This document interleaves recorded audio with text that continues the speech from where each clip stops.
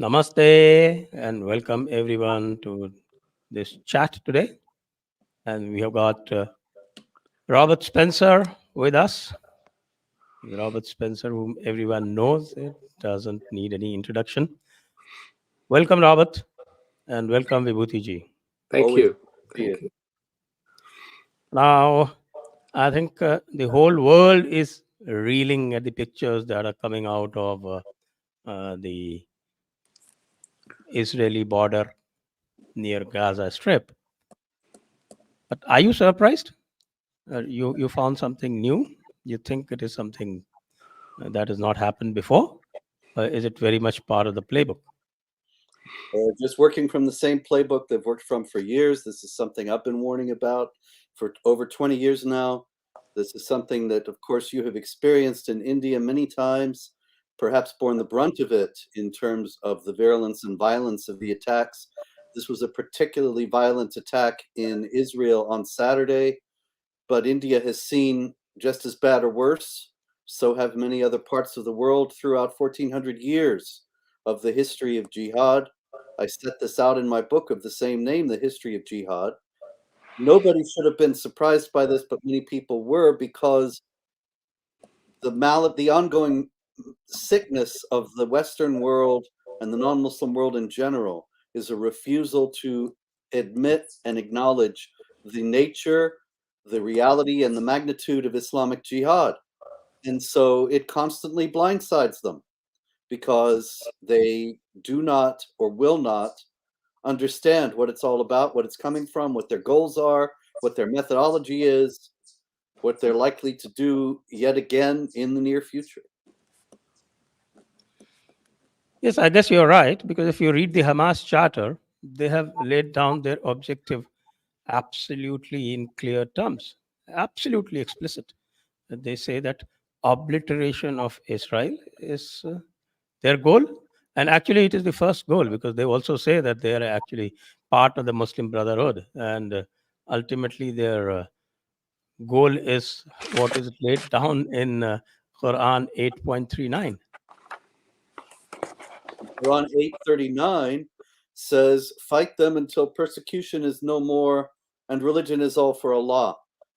Islamic apologists, when they're speaking to non-Muslims, they tend to stop after persecution is no more, and their explanation of the passage ignores the rest of it.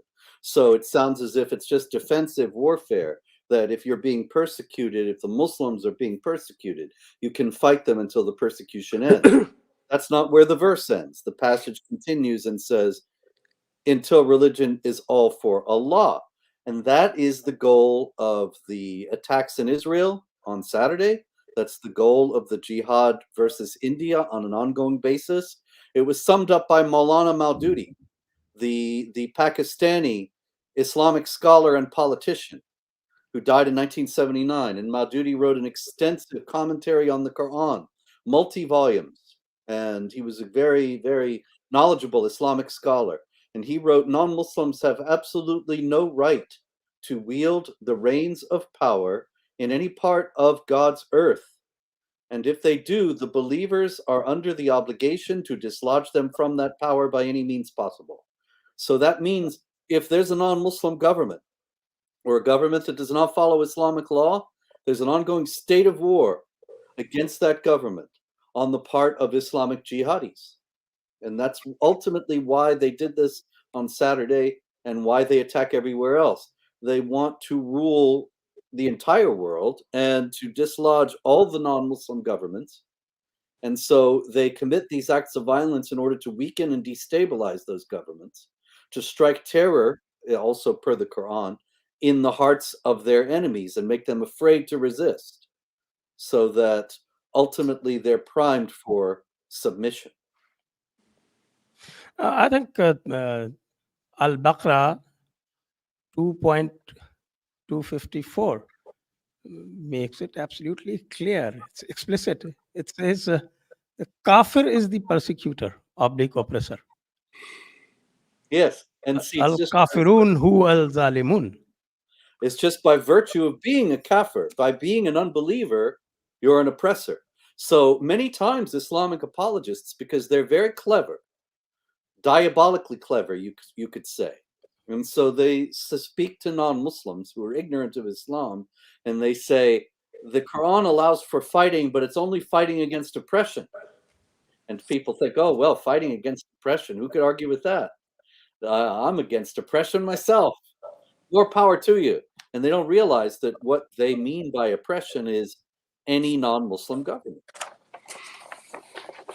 Yes, oppression is variously defined. I think 29.68, it says that if you do not accept Allah's commands, that's oppression, injustice against the believers.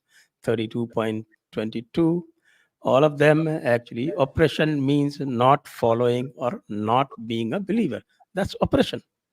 Exactly. And persecution is what is defined in 5.32 and 5.33. Mm-hmm. The oppression is to make war against Allah and His Messenger. But you can be making war against Allah and His Messenger without even realizing it, because you're just going about your life as a non-Muslim, and you have your priorities and your perspectives as a non-Muslim, and then you find, to your horror, that some of the Muslims consider that to be oppression and persecution of the Muslims. In Pakistan, this happens to the non-Muslims quite frequently, that Hindus or Christians are approached and made to acknowledge that Muhammad is a prophet. And if they refuse, then they are insulting Muhammad and oppressing the Muslims. And so they can be brutalized and killed. This is not just, unfortunately, only happening in Pakistan either. Vibhuti Ji? Yeah, I mean, this is you, Sanjay ji. You have definitely picked up a very important element as part of what we call Shatru Bodh, knowing your enemy, and Purv Paksh, doing your research on your past of knowing the enemy as part of the deal. I urge everybody who is watching it to read the Hamas covenant, because unless and until you know that, you do not know who you are dealing with, and then we are operating from the position of ignorance. What Robert was talking about, a lot of people do not even know what it says. So in the part of knowing it, and I went through all the 36 articles. Couple of them stood out in reference to the modern context, and the context is very important.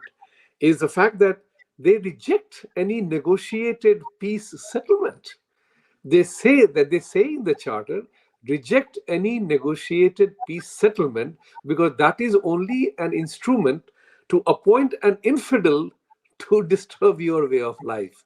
So if you are going to reject, now you realize that why so many agreements, whether Camp David or wherever all the Bill Clinton did, were rejected despite Palestinians getting over 80% of what they wanted. So this is a very important part. The other thing which I wanted to mention is, I was surprised. It is a good education that they say Islamic Waqf land is a holy possession land. So everything which is not Islamic they have to have that. So how does one deal with that scenario, with these kind of extremities, which the document itself says that it is Islamic resistance movement? So I'm putting through quite a few thoughts into this to seek your opinion. How does modern generation of people not know this? And if they know this, what do we do? Where do we go from here? The modern generation doesn't know it because nobody's telling them. We're telling them now. The Hamas Charter has been there since, what, it was in 1988? Yeah, that's right. And yet... Yeah. Hamas was established in 1987. Yeah. Okay, so if you look at every last analysis, every one, without exception, 100% of the conflict in Israel that comes from the United States government since 1987, how many of them do you think mention Islam and jihad and the Islamic imperative to destroy Israel as delineated in the Hamas Charter? None of them. None. There is not a single analyst in Washington who has ever taken part in the negotiations between Israel and the Palestinian Arabs, who has ever made any public acknowledgement of the Islamic aspect of this conflict. Yet if you read the Hamas Charter, the Islamic aspect is the only aspect. It's the whole, what Yes. the whole thing is about. And yet they routinely ignore it. And I would guarantee you that if I go out into Los Angeles and I ask people on the street right now, if I left and said, I'll be back in a half hour, I went out and asked 20 people on the street, what is the religious aspect of the war between Hamas and Israel? All of them, 100%, would say there isn't any. This has to do with land and occupation. And that's it. And they have no idea that there's not really any real occupation, that no negotiated settlement over land will ever solve this problem, because it is a religious conflict. And it's rooted in Islamic principles about how any land that belongs to Islam at one time or another belongs by right to Islam forever. The Quran says in chapter 2, verse 191, drive them out from where they drove you out. Now, it's commonly said nowadays that the Israelis drove the Arabs out. They did not, actually. That's a historical myth. But it is commonly understood among the Palestinian Arabs, and this makes a difference because it makes them believe that they have a responsibility before the one true God to drive out the people who drove them out. And there is no negotiation, no settlement, no agreement that will ever change that. That's a divine command that many of them believe they have to obey. Follow up of that is just 1 second, Sanjay ji. Let me supplement this, Yeah. Vibhuti ji. Yeah. What you said, I'm only supplementing that, and what Robert said. I'm reading from Article 7 of the Hamas Charter, and this is the last para, where it is quoting from Al-Bukhari and Muslim, these Muslim. The day of judgment will not come about until Muslims fight the Jews, that is killing the Jews. When the Jew will hide behind stones and trees, the stones and trees will say, O Muslims, O Abdullah, there's a Jew behind me, come and kill him. Only the gharkat tree, a certain kind of tree, would not do that because it is one of the trees of the Jews. Now, where do we go from there? Exactly. Exactly And to add to that, again, it is a very dangerous document because it is not written 2,000 years ago. It is written in 40 years or 50 years ago, and in which the preamble itself says, I'm reading the preamble of this one: Israel will exist and will continue to exist until Islam will obliterate it, just as it obliterated others before it. So this is the warning sign for the rest of the people. Hassan al-Banna, I think. Yeah. I mean, it is a dangerous sign for us, and people, for pointing this out, you and I will be branded as Islamophobic. I'm not cooking it up. It's there in their charter made in 1988. Please read it. The question here is, how does this address this issue in the 21st century, where you see the worldwide agitation happening in support of Hamas? The Palestinian cause is gone with the wind, to quote the movie.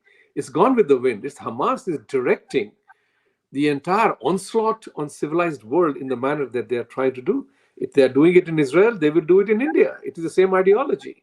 So it is an ideological battle, and we get to, all those people who are seeking peace must figure it out, that it has to be contested. It can't be given up just like that. Robert.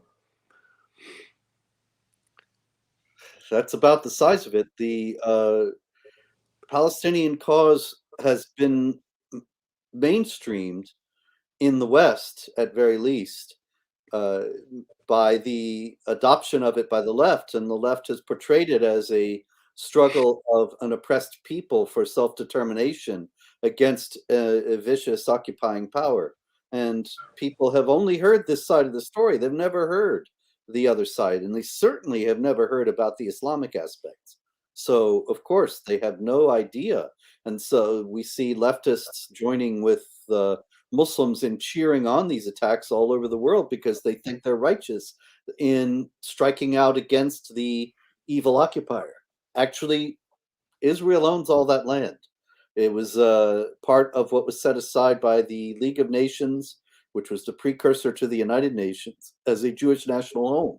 And that's what Israel is. And so there really isn't any occupation at all. But nobody says this in the establishment media.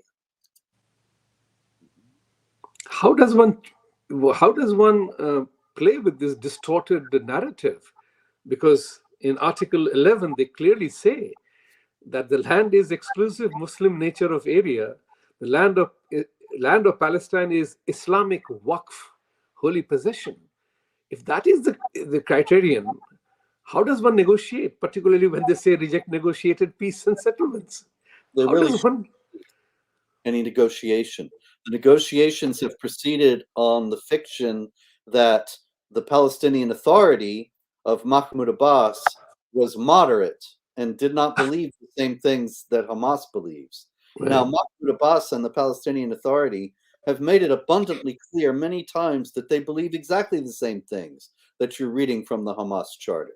And so it was a fiction to begin with that they ever presented a moderate alternative. But I'm sure we could go to Washington tomorrow and talk to many, many people who would say, oh, yes, the Hamas is a bit out of control, but the Palestinian Authority, they're moderates and they're willing to make peace. And they completely ignore all the genocidal rhetoric and the rhetoric about destroying Israel entirely that comes from Fatah, which is an arm of the Palestinian Authority, and from the official Palestinian Authority press organs as well. A very interesting point I find is in Article 12. In Article 12, they are quoting from 2.256, which is often quoted as the peaceful verse, but they have omitted the first sentence. And they actually start what the actual intent is. That says that now is the right direction manifestly distinguished from deceit. Whoever therefore shall deny taghut and believe in Allah, he shall surely take hold with a strong handle, which shall not be broken. Allah is he who heareth and seeth. Now, contrast this with the pains to which all the apologists go and say that, okay, it says that there is no compulsion in religion. There's no compulsion in religion is one of the most popular passages of the Quran for non-Muslim analysts. As a matter of fact, we could publish the Quran for non-Muslim politicians. And it would Okay. Chapter 2, verse 256, there's no compulsion in religion. And chapter 5, verse 32, to kill one person is like killing the whole world. And I believe that's it. Is there? That might be all. No, the Al-Kafirun also. Oh, Kafirun, yes. Chapter 109 of the Quran in its entirety. Say to the unbelievers, I do not worship what you worship, and you do not worship what I worship, and I will not worship what you worship, and you will not worship what I worship. To you, your religion, and to me, mine. So tolerance. Nobody tells the context, actually. What the context is totally different. Indeed. In all the cases, the idea in Islam, it's very important to remember that Allah blesses obedience in this world, and he punishes disobedience in this world. There is hell, too, and paradise with the virgins. But in this world, you get punished and you get rewarded. And so this creates a tremendous temptation to fanaticism and violence, because Muhammad was asked at one point in a hadith, what is the best deed? What is a deed greater than jihad, rather? And he said, I can't think of one. So in other words, there's nothing greater than jihad, and jihad is warfare against unbelievers, so to conquer and subjugate them. So if you are worried about hellfire, you want to do a very great thing for Allah, then you commit jihad at violence.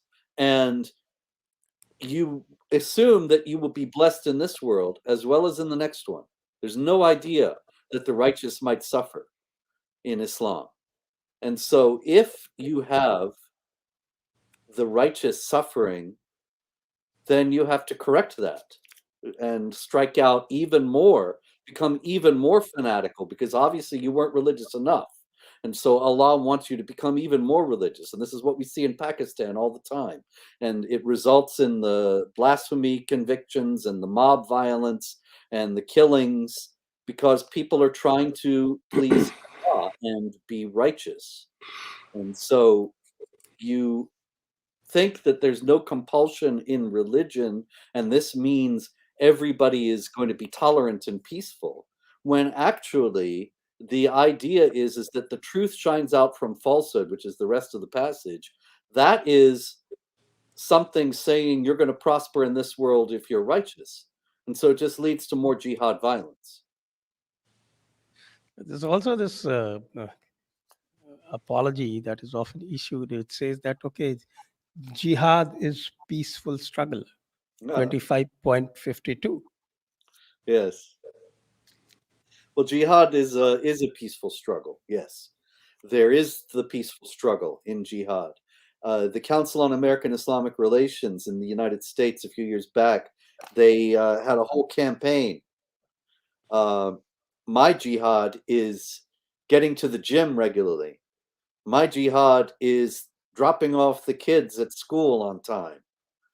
And this kind of nonsense. And of course, they never mentioned that in Islamic theology, it is true.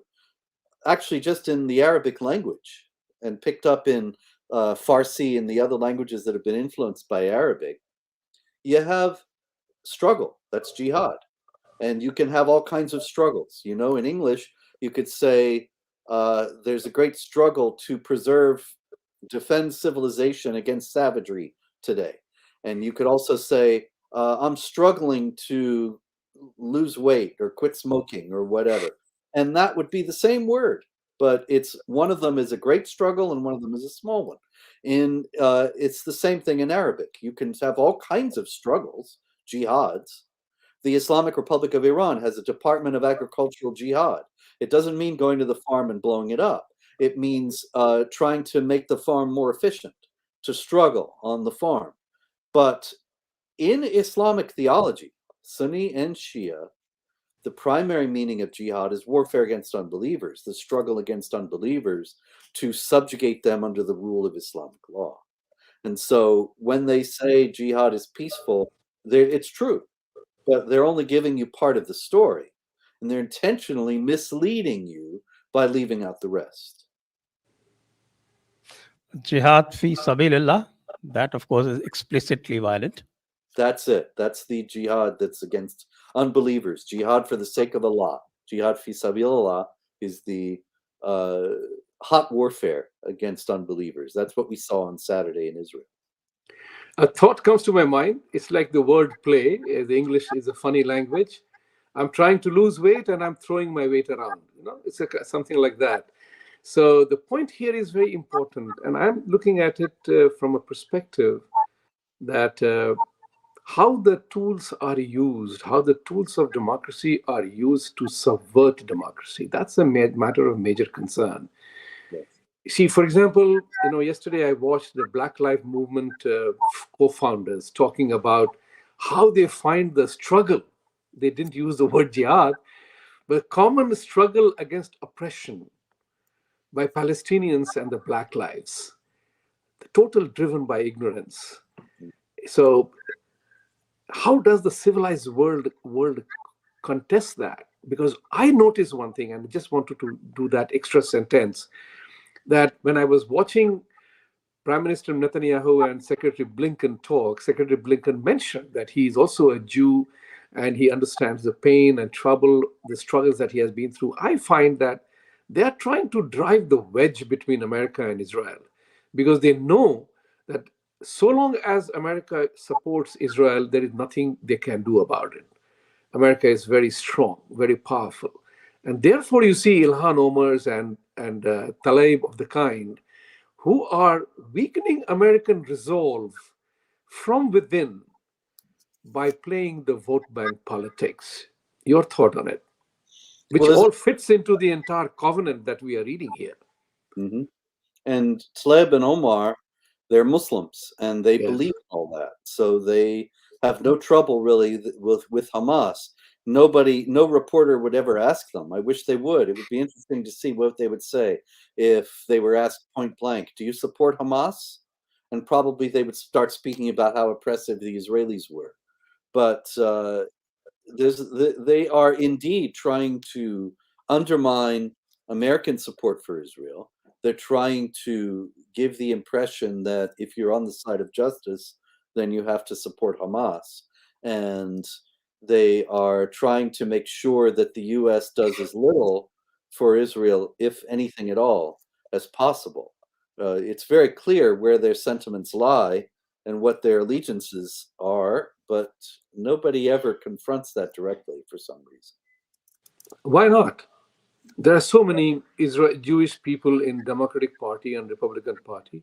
Republican Party, in all fairness, they have been unequivocal with reference to condemnation of the Hamas Act. Democratic Party has not been.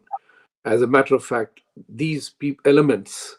By the way, I saw the video yesterday of a reporter running behind Taleb and repeatedly asking, do you support Hamas? She didn't answer. She didn't answer through the entire passageway that she walked. It is a matter of concern. It's a matter of concern as an American. You can hold your free views and whatever you want. There's no doubt about that. But when you hold your free views to under my free views, then it is a kind of a matter of concern. And we need to worry about that. Yeah, I have to commend that reporter. I had forgotten that when I was just saying nobody had confronted her. Well, this reporter certainly tried, and we saw why maybe some of the others don't even bother, because she won't answer. But even in not answering, that's an answer. That's an answer. Because if she could easily condemn Hamas, then why not?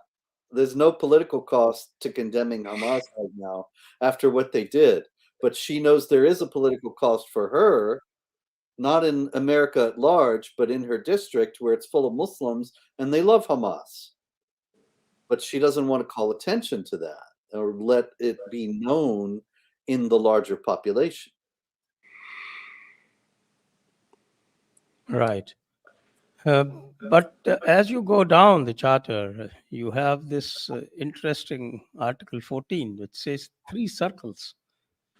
And they say that there are these 3 circles. There's the Palestinian circle, the Islamic circle, and then there is the Arabic circle. And the Palestine is bound to these 3 circles. And because it is the land of Allah, it has the Qibla, the Prophet ascended to heavens from here. Therefore, it is their land, and the only solution is to throw out the Jews from here. This is just what happens all over the world, you know, all the Hindu temples that were destroyed and replaced with Islamic mosques, hundreds of them, if not thousands. And in Jerusalem, of course, you have the Dome of the Rock and the Al-Aqsa Mosque on the Temple Mount, where the Jewish temple once stood. And why were the Al-Aqsa Mosque and the Dome of the Rock built there? Well, the story is that's because Muhammad ascended to paradise there. Now, why did Muhammad ascend to paradise there? Well, there's a story in the Islamic traditions that only dates back to the 9th century. Muhammad is supposed to have lived in the 7th century. So this is 200 years later. 200 years later, you have a story that Muhammad was taken on a winged white horse with a human head to Jerusalem, that he flew on this horse from Mecca, where he was living, to Jerusalem. And from Jerusalem, from the Temple Mount, he passed into paradise and met the other prophets, and ultimately met Allah himself. Now that's the story. But in the first place, it's 200 years after Muhammad is supposed to have lived. It has no historical value. And even in the story itself, you have Aisha, his famous child bride, saying, he was here beside me sleeping all night. So, at very best, if you think that the story is true, it's a dream. This man had a dream one night. That's it. And it's on the basis of that. And even that was concocted 200 years after the Arabs conquered Jerusalem. The Arab conquest of Jerusalem came first in the 630s. So you have this story, and that's supposedly the claim that the Muslims have forever to the Temple Mount and to Jerusalem. Now, really, it's patently obvious this whole thing was made up in order to justify the supremacy of the Muslims. That the whole story was fabricated in order to give the Muslims an enduring claim to Jerusalem. And they really don't have one any more than they have a claim to India or to anywhere else. There's no Islamic waqf anywhere. It's all just the assertion of Islamic's possession of other people's land. And this is why the color of so many Islamic flags, like Pakistan's, is green. Why is green the color of Islam? Because Islam is in perpetual springtime. It's always growing. It's always expanding. And that's why it's green. But it's green at the expense of everybody else. It's as the result of the appropriation of the territories that have belonged to other peoples since time immemorial. That's interesting. And what is the justification for reconquering India even after having got Pakistan? Drive them out from where they drove you out. Now, see, yeah. You see, there was India, there was the Mughal Empire. That was with reference to Mecca. I'm sorry? That was with reference to Mecca. Yeah, supposedly. Sure, but it's an Islamic principle. The Quran, see, this is another thing that we always hear, that Muslims, if you quote passages like this, they'll say, oh, this only had to do with Muhammad fighting the pagan Arabs in the 7th century. It doesn't have anything to do with anything after the 7th century. I hear that all the time. And yet, just yesterday, I believe it was, or 2 days ago, Hamas issued a communique about the attacks, and it said, kill them wherever you find them, which is in the same passage, chapter 2, verse 191. Kill them wherever you find them, drive them out from where they drove you out. It's in the same verse in the Quran. Now, why is Hamas quoting that when Islamic apologists in the United States have told me hundreds of times, oh, that has to do with the 7th century. That doesn't have to do with now. It doesn't have any application in the modern world. And somehow Hamas didn't get the memo. And it's the same thing with all of these passages. They believe that the Quran is the perfect and eternal book that existed forever with Allah in paradise, and it applies to every age and every country. And so drive them out from where they drove you out applies to India as much as it applies to Israel. That if the Muslims ruled in India at one time, then it's Muslim land forever. And they have a responsibility before Allah to drive out the Hindus and to establish an Islamic state once again in India. Wow. So, Vibhuti Ji, be careful. You know, what I'm careful about. Well, does that apply to US as well? Yes.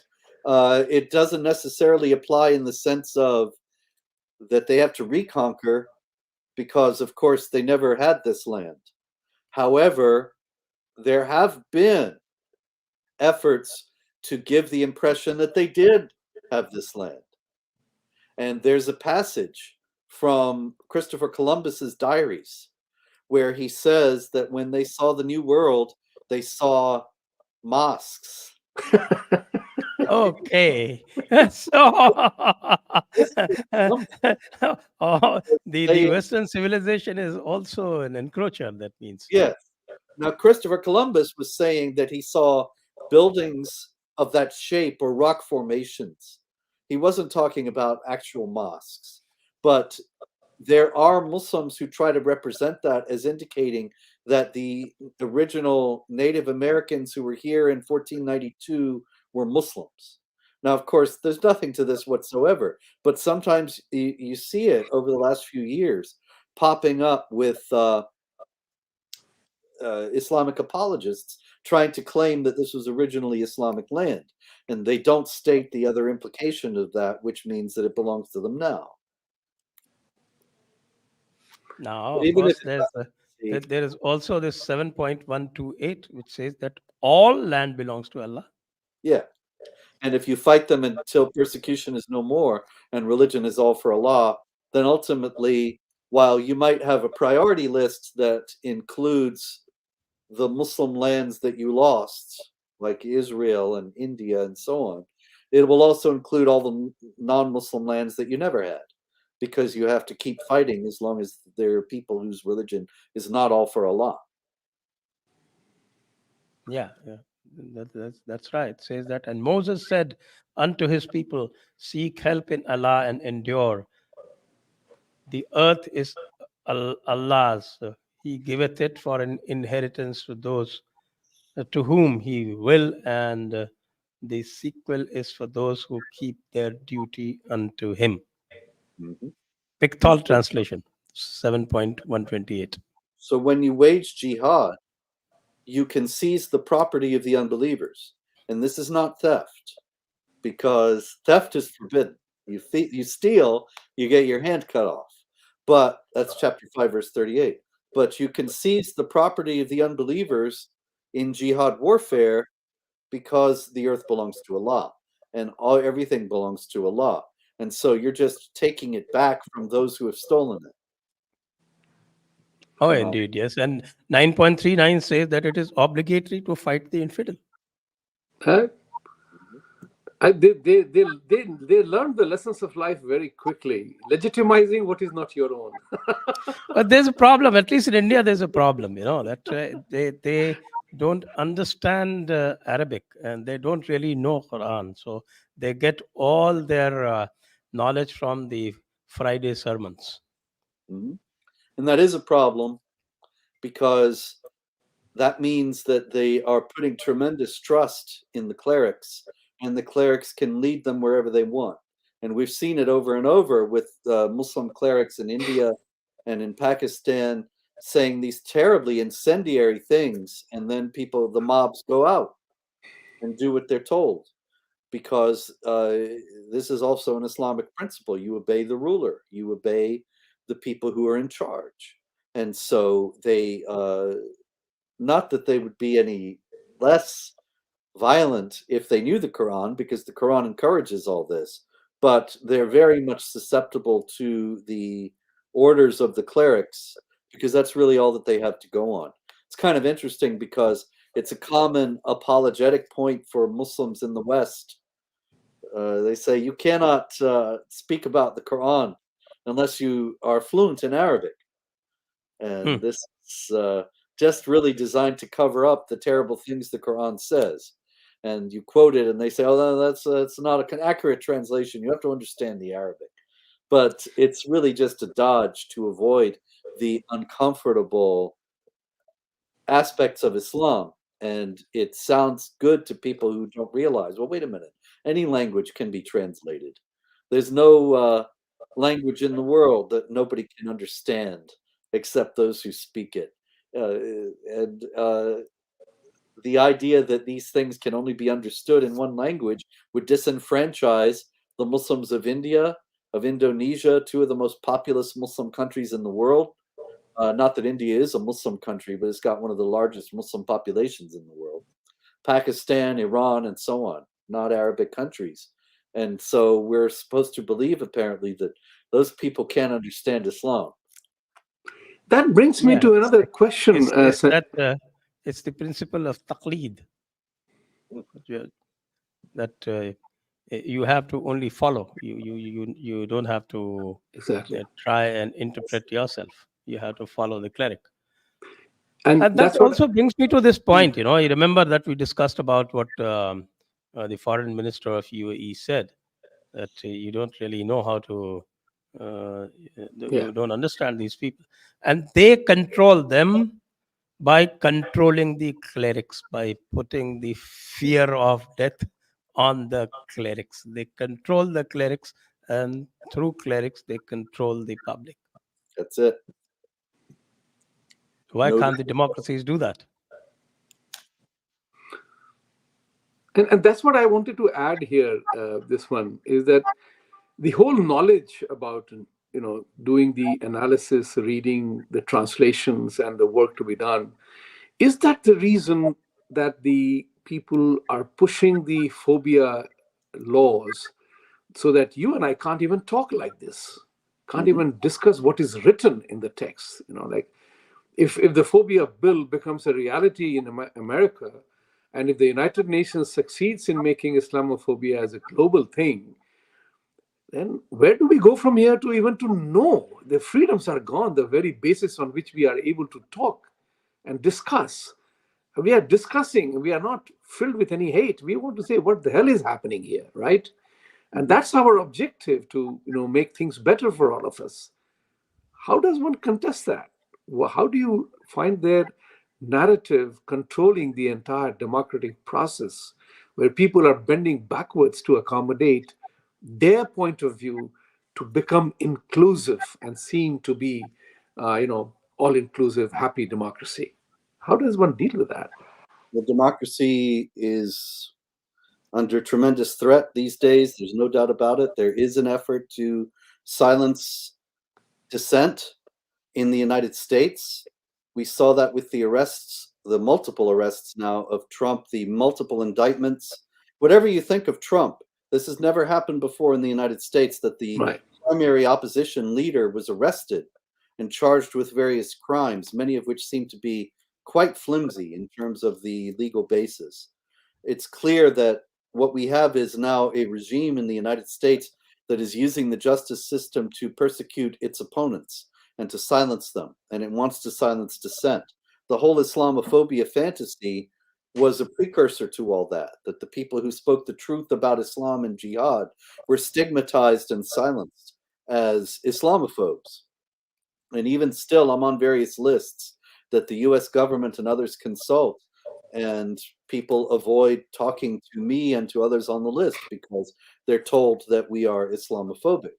And the word itself was made up in order to inhibit discussion of these things. The only thing I know to do in the face of that is to keep on speaking the truth and to keep on pointing out the contradictions in what they're doing. If Islam really were a religion of peace, then we would see it. For example, there have been demonstrations all over the world in favor of the Palestinians. Right after Hamas commits these horrific murders in Israel, where were the demonstrations of the Muslims in favor of Israel and against the atrocities? Why aren't they standing up and saying, wait a minute, Islam is a religion of peace? How could you have done this in the name of my peaceful religion? And they don't stand up and say that because, of course, it isn't true. And their religion does allow for this sort of thing. Okay, I think time to go to the questions. We got a lot of questions, and before that, I remind everybody about the Jaipur Dialogue Summit, DFI Jaipur Dialogue Summit 2023. Please go to that QR, scan it, and support us, and also register yourself. And you can go to the website and watch all the details about the summit. Questions, please.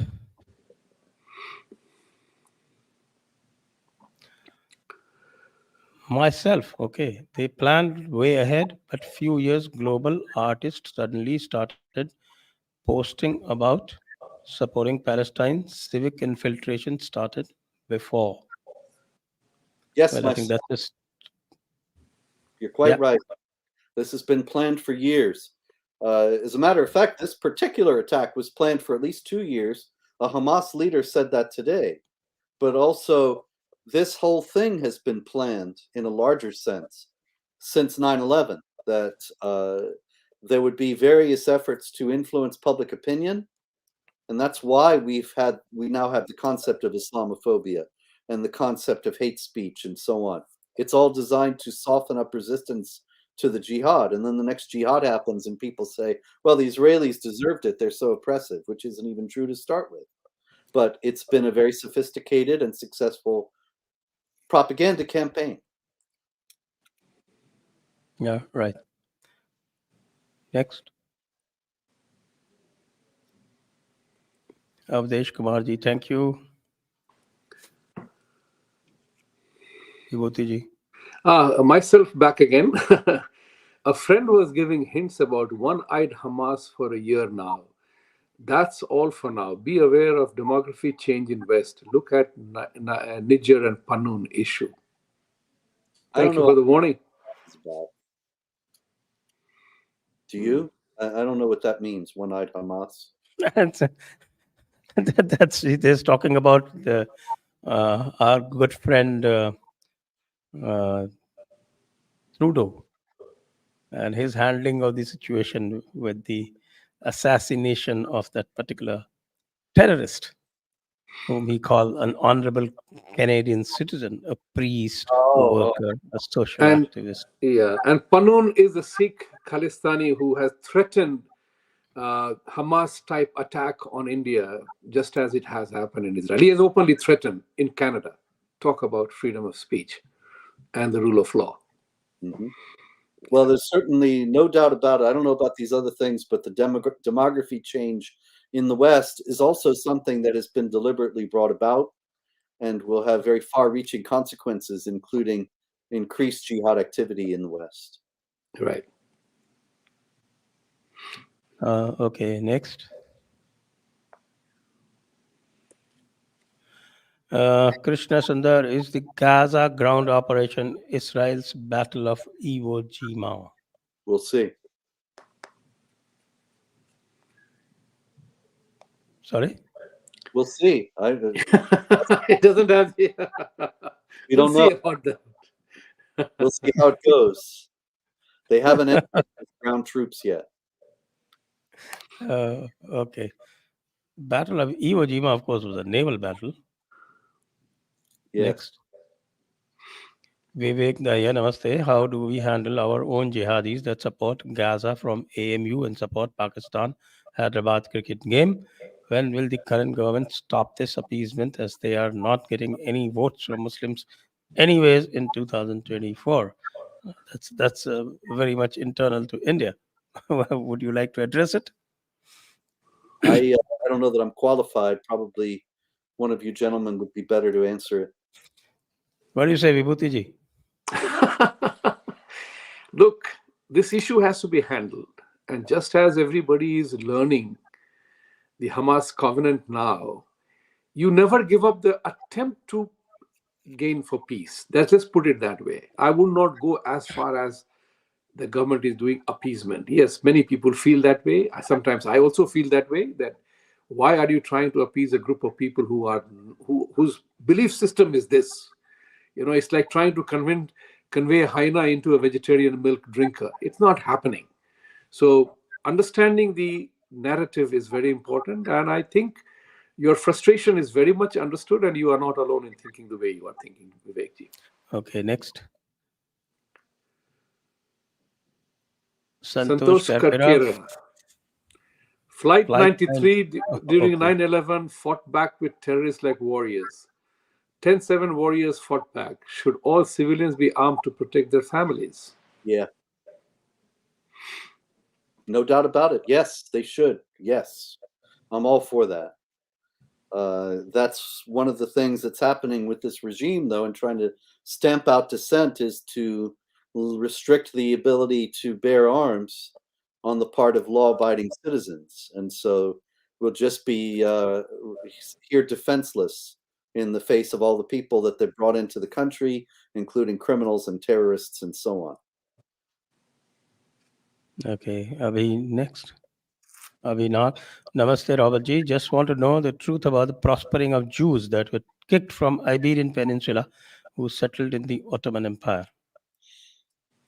Well, there's no doubt that when they were expelled from Spain at the time of the unification of Spain and the final conquest of the Muslim lands in 1492, they settled in the Ottoman Empire.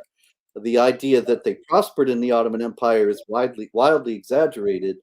The Ottoman Empire enforced the rules of dimitude, which mandated a second-class status for the Jews as well as the Christians, and they were denied basic rights, subjected to various humiliating and discriminatory regulations. And so the idea that they had a wonderful, tolerant civilization that was proto-multicultural even, it's a historical myth. And here again, just as the Islamic apologists are very clever in saying it's a religion of peace, they're also very clever in rewriting history and showing history to be the time when you can encounter Muslims who are wonderful and tolerant and peaceful. Well, they weren't then and they aren't now. Right. Next. Uncle, what should I as a Hindu girl do? I'm aware about ideology. I'm spreading it. I want a toolkit now. Actions. I will go down fighting. She wants a reverse toolkit. Right. Yeah, I will. Okay, we'll prepare it for you. No, actually, there is a Hindu toolkit as well. I have that in my system here. I can share that with you, Sanjay ji. You can put it across the website. Yeah, please do. Yeah. Next. Kiran Janre. Muslims say Quran says about killing non-believers and apostates is similar to what is written in Bible. How different is Christianity than Islam? Yeah, the Christian Bible is made up of two parts. And the first part has accounts of God ordering the killing of non-believers in specific times and places. These passages are not considered and were never considered to be applicable to all believers for all time. They were only applicable to those people in these particular situations.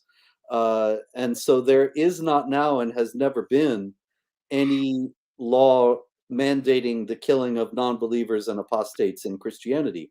This is not to say that Christians have always behaved wonderfully, and not even to say that they never killed unbelievers and apostates. It's just never been part of the teachings of Christianity. Okay, next. Robert, in your PBD podcast debate, you mentioned so many Islamic atrocities on Christian Jews, but not Hindus. So many Hindus support you. Wow. But you turned backstabber. Harsh words, my friend. Rabindra, call me. We'll have lunch. Look, the situation is this. The PBD podcast, they got me and Rashid Hamami, who is a Christian, an ex-Muslim from Morocco. And then they had two Muslims on the other side. And so it was deliberately set up as two Christians and two Muslims. And so there was no backstabbing involved. The topic was about Christianity and Islam. That's what we were there to discuss. No slight was intended, I assure you. I will join you for lunch, Robert. Let me know. Rabindra seems to be in India. So Yes. Well, he will have to pay for his passage first. If you make it to Los Angeles, let me know and we'll have lunch. It's on me. Okay. Great. Next. Abhinag, why do you think the Hanafi school in Sunni Islam allowed Sufi grave worship and collecting jizya tax from mushriks, Hindus in India, even though it was haram? The Hanafi school has always been less stringent than the other schools of jurisprudence. And so where the others would say, kill the apostate, the Hanafis say, wait a few days and let them repent and then kill the apostate.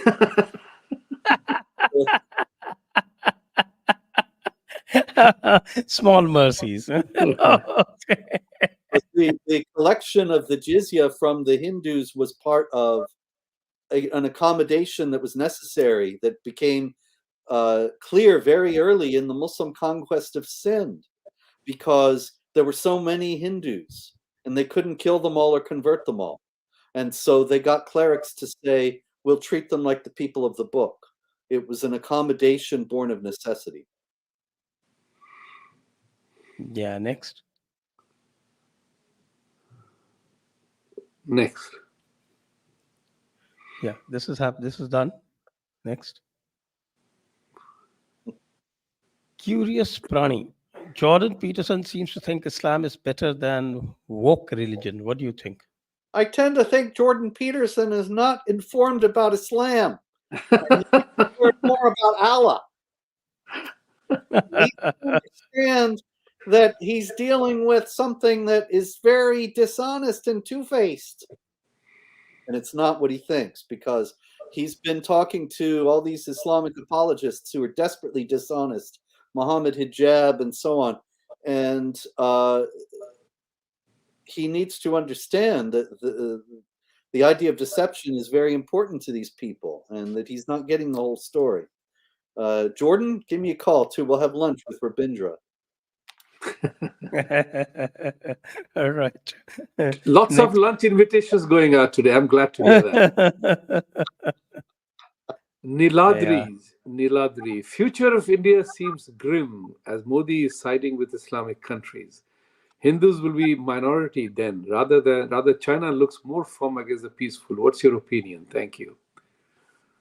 Like I say, I'm not really qualified to speak about Indian politics, but I do believe that China is being very harsh.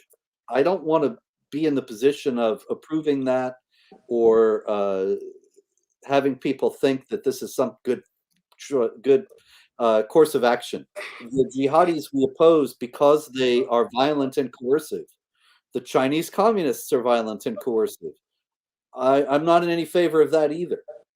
I believe that the challenge of jihad has to be met in many ways. We have to meet the ideological challenge, we have to meet the spiritual challenge, and we have to be strong, certainly militarily, in various non-Muslim countries. But that doesn't mean committing atrocities of our own. Right.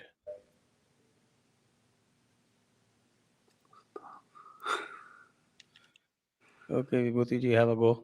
Ustad Twitterdin Khan Chanchad.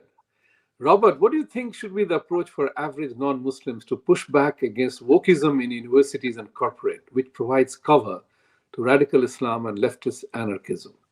I got to say that Twitterdin, that's very good. Tweeting the religion, tweeting for Allah. Anyway, the average non-Muslims, it's just a matter of telling the truth wherever you are and whatever your situation is. The Islamic jihadis and the Islamic apologists, they work on intimidation. They want to frighten you into submission. And so you might not be in a place where you're in danger of being killed, but you're certainly in a place where you're in danger of being called a racist or a bigot or a hate monger.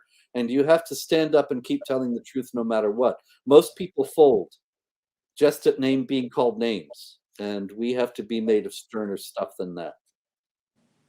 Next. Gyani. I was in Dubai. I met Saudi Arabs who are converted to Christianity. Do you think Saudi Arabia will become Christian nation in the future? No. Maybe.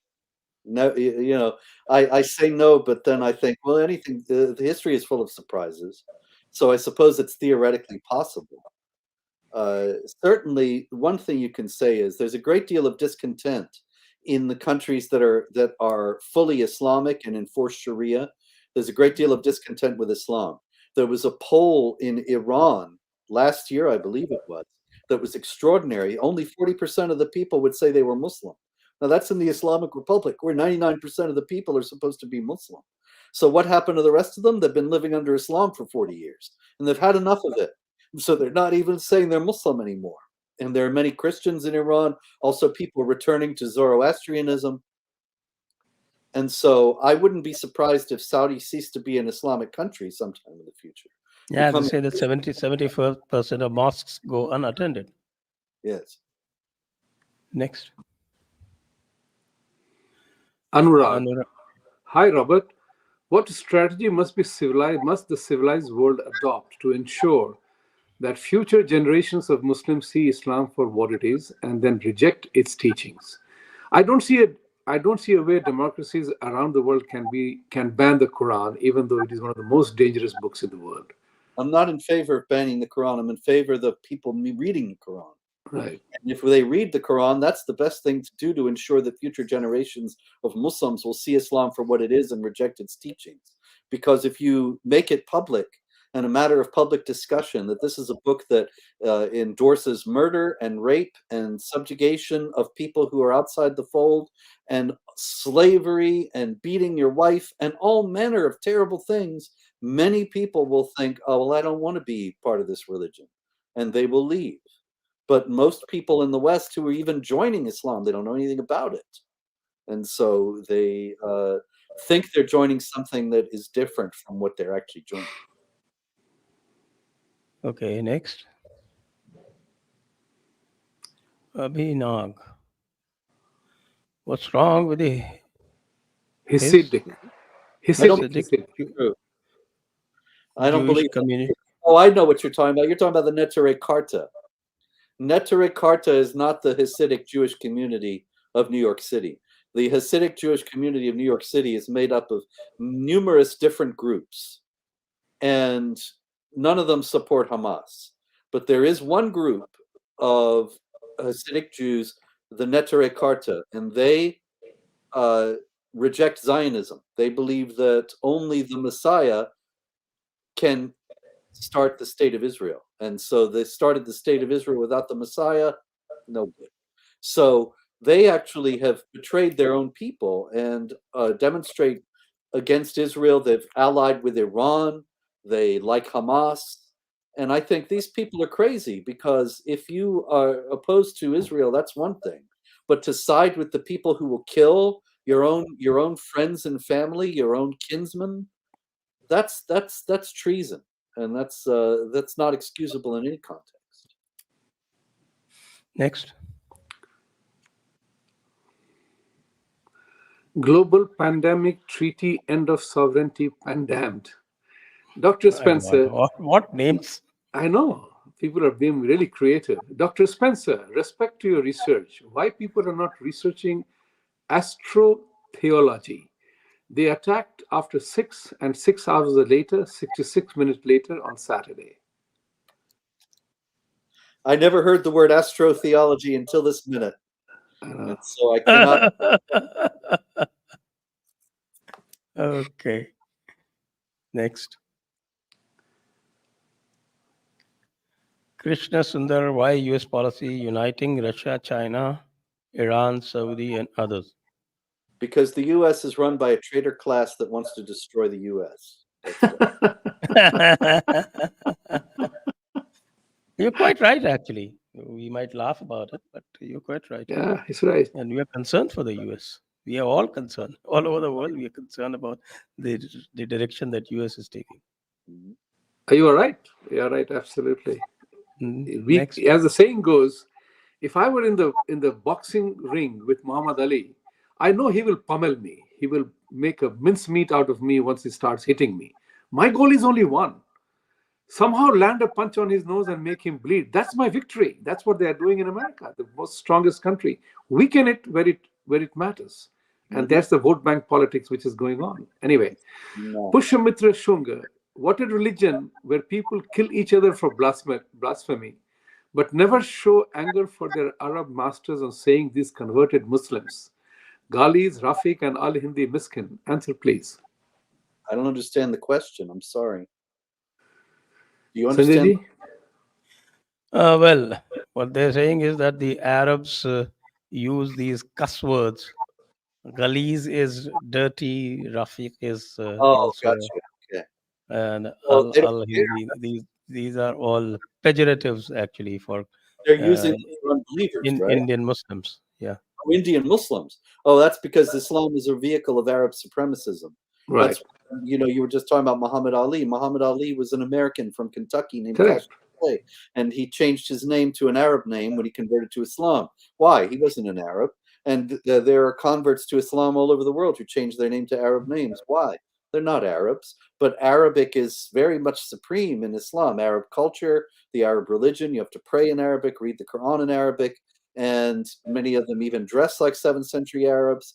So the Indian Muslims, not being Arabs, they're second-class Muslims. Okay, next. Many people. There is this theological principle called kufu, which actually sets out the hierarchy. The Pakistani Muslims have often, it's been noted that they're so fanatical because they're trying to make up for not being Arabs. Okay, next. JR. Hi, sir, is this the right time for Israel to directly quote the Islamic scriptures in order to expose the intentions of Hamas terrorists? It's always the right time for that, but nobody does it. Except us. Next. Duplicate parody.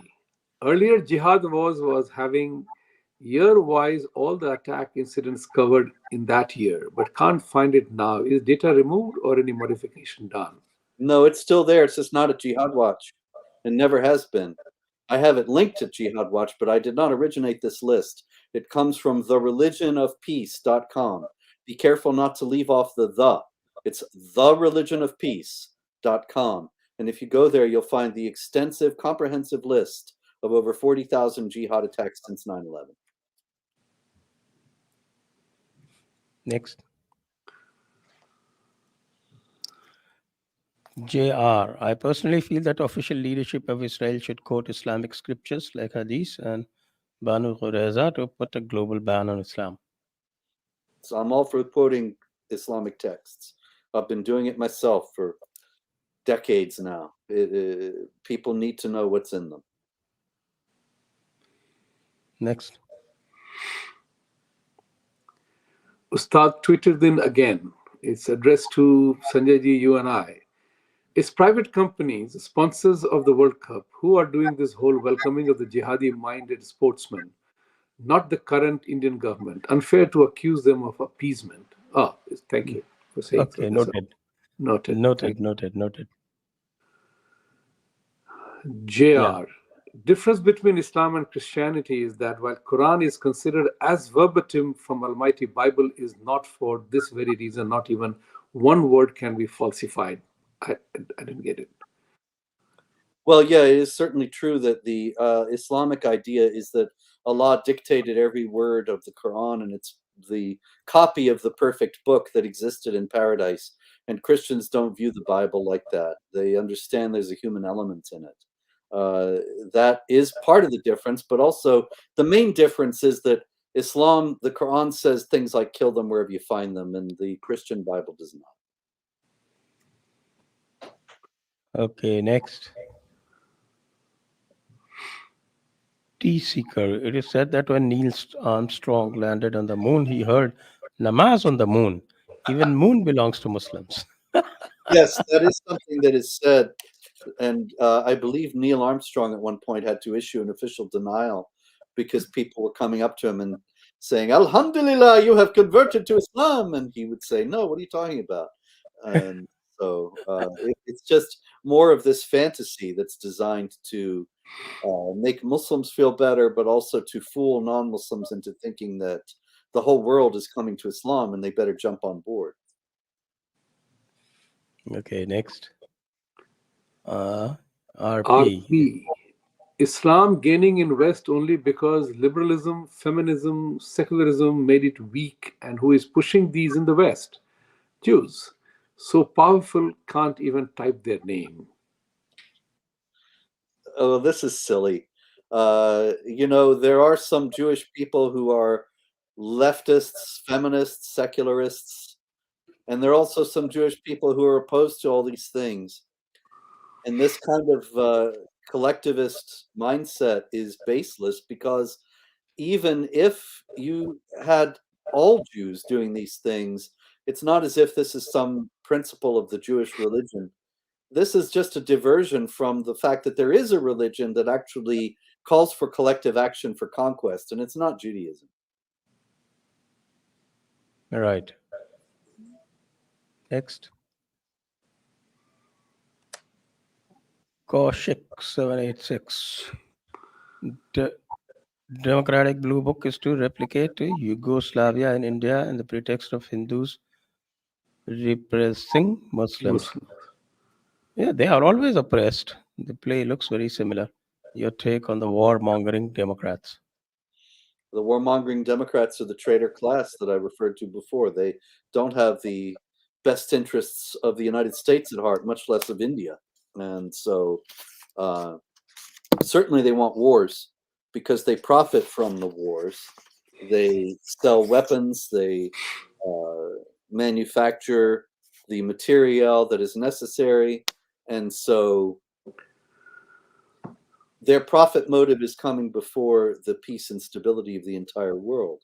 This is why the United States has been involved in so many of these pointless conflicts that had no end and no resolution. It was just to line the pockets of the military-industrial complex. Okay, next. Ashish Nigam. What we can do about wokes cleverly, selectively mentioning Palestine when they want to avoid condemning Hamas atrocity in Israel. Yeah, you're right. They're trying to fool people into thinking that they are not in favor of the Hamas atrocities, but they still are expressing their hatred for Israel. And we have to call them out on this and ask them, where are the Palestinians acting against Hamas?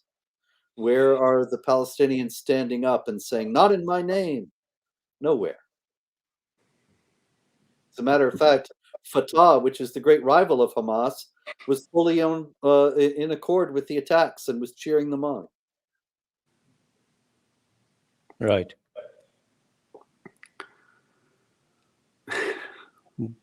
What is this? Duplicate parody. Is the democracy a framework to paralyze country rather than governance framework?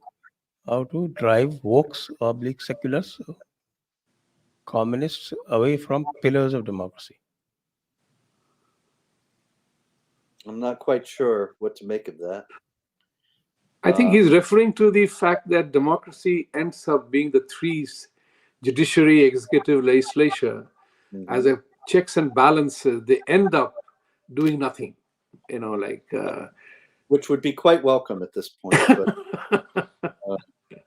But I suppose if you really want, you want concerted government action against a massive threat, then you would want a different system of government. But unfortunately, they all have their negative aspects, and there is no perfect governance in this world. Okay, next. Nikhil, there were some accusations on brother of Obama for having links with Muslim Brotherhood back in 2012. What's your say on this? Oh yeah, the Obama administration was completely in league with the Muslim Brotherhood, and the Muslim Brotherhood, which is dedicated in its own words to eliminating and destroying Western civilization from within, made tremendous advances in the first two Obama administrations and now in the third one. Yeah, it's the third one, right? Next. Ustad Twitudun back again. Robert, don't the Muslim families read the Quran in depth? How come at least the Arabic speakers don't see through the Quran for what it really is? Well, of course, when you're talking about people Muslims in India or Pakistan or Iran or Indonesia or Afghanistan, for the most part, they don't know Arabic, and so they're just mouthing syllables. They're not reading the Quran at all. And so they're dependent upon, as we discussed before, the Muslim clerics to tell them what it's all about. Why don't the Arabic speakers say, this is disgusting, this is revolting, how could I believe this? Well, some do, and they leave Islam, but most of the time they're too tied into the whole framework that they don't want to lose their families, they don't want to lose their communities.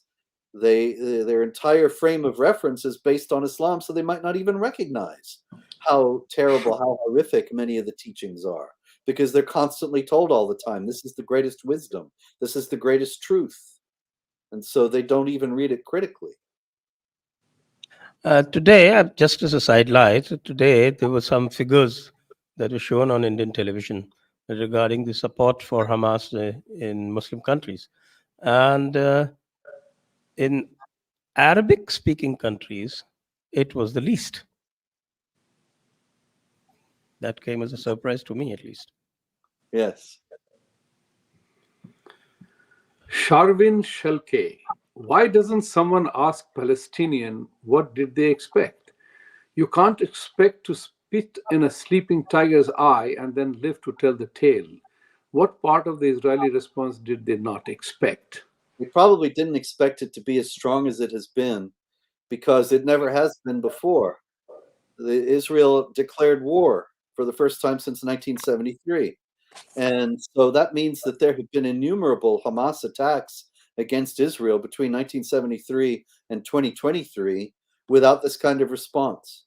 And so they also saw how divided Israel has been with its own internal political controversies.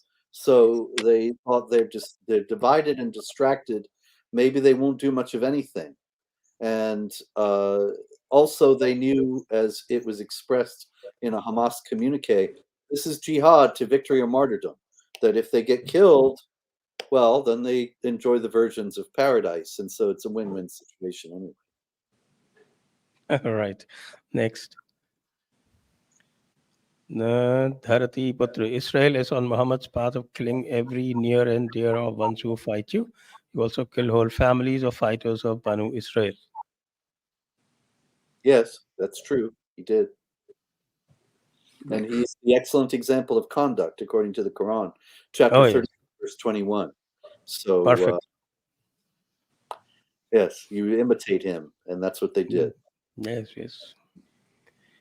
Pratik. Hypothetical question, but will there even be an election in USA in 2024? They are suspecting a lot Palestinians have crossed the border. Do you see any threats? Well, there was the big threat yesterday from Khalid Mashal of Hamas calling for a global day of jihad for Friday. And so we'll see if that develops into anything, or if he's just trying to frighten the unbelievers, strike terror in the enemies of Allah. But certainly, I think there will be an election in 2024 in the US. Whether it will be a free election or just a more massive voter fraud, that remains to be seen. Just to add to that, Robert, I came across this data that the department released. It said that special interest alien apprehension in the US, this is just 2 days ago, max numbers of people came from Turkey, 30,830. That's precise number given. Then came Mauritania with 15,594. Third was Uzbekistan with 13,624. Fourth was Afghanistan, 6,386. Egypt with 3,153, and Pakistan with 1,613. These are the special interest alien apprehensions, with the word used. We are not even aware of how many gotaways. So the question was indeed very relevant as to what will happen. Is the process to disrupt the whole thing? But since the questions are over, I had one inquiry, and I wanted you to send you a message. I too have one. Okay, good. Then we both have one. Two things which have bothered me a lot. The Western credibility is an all-time low with reference to WMD failure and what have you, So the failure of CIA, NSA, French GDSE, Mossad, MI5, MI6, the Five Eyes, the Skynet, all that we have, Human Int, to not see this kind of an attack happening is mind-boggling. That's where the conspiracy theories come out. And second one is, what's the real relationship between Hamas and ISIS and the US, paralysis in reclaiming the $6 billion they supposedly gave for the settlement of hostages? This, which the Hamas and other people have figured out, that these democracies will give whatever it takes to save a life. Indian Airlines, Kandahar, we know that example. US is also a victim. They have caught on to that element. How does one deal with that?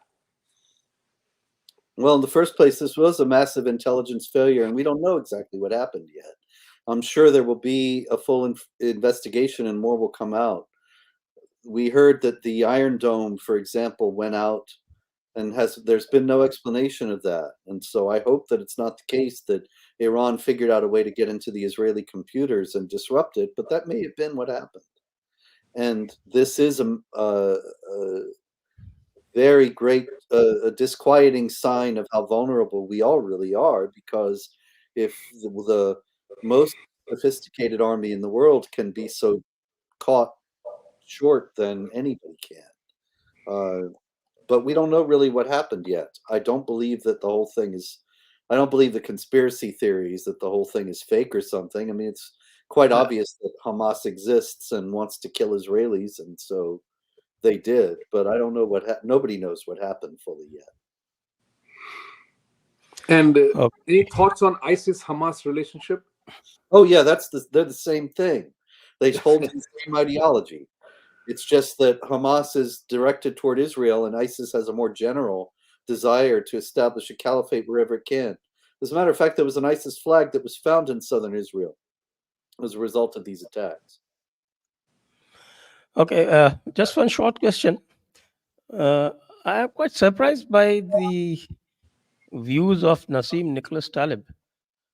He comes from Lebanon. His family was very, very powerful. I think now they have had to leave Lebanon. And he seems to be quite sympathetic to the Palestinians rather than the Israelis. Yeah, I'm not familiar with him, but is he a Christian Arab? He's a Christian. He's an Antiochian Greek descent. Okay, a lot of the Christian Arabs in the Middle East, they are completely co-opted and accept the Islamic point of view on anything regarding Israel and many other issues as well. And this comes from the subjugation of Dimitude. Over centuries, the Christians in Lebanon, the Christians elsewhere, were subjugated as second class under the rule of the Muslims. And they knew that if they complained, it would get even worse. So every time you ask them, they would say, oh, the Muslims are wonderful and everything is great here. And none of it was true or ever true, but they knew they had to say that to survive. And over time, this led to their adopting the point of view of the Muslims. And so they're identified as fellow Arabs with the Muslims. And so this is considered to be an Arab cause against Israel. The Christian Arabs are on board for the most part. Okay. And so we will now wind it down, though while we were talking, some more questions have come up, but I'm sorry, we'll not be able to take them now. So thank you, all viewers, and thank you, Robert. Thank you for sparing your time, and it was wonderful as always. And thank you, Vibhuti Ji. Thank you. Thank you. Thank you, Robert. Thank you all. Good night from here. Good night.